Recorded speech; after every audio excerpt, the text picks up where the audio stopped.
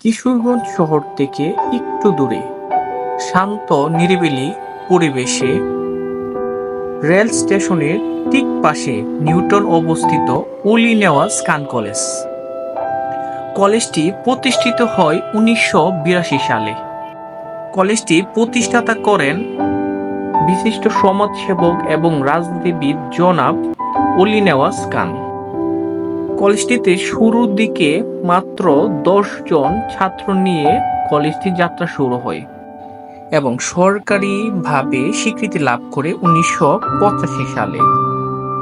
বর্তমানে উচ্চ মাধ্যমিক, এইচএসসি এবং জাতীয় বিশ্ববিদ্যালয় অধীনে অনার্স এবং ডিগ্রি কোর্স চালু রয়েছে।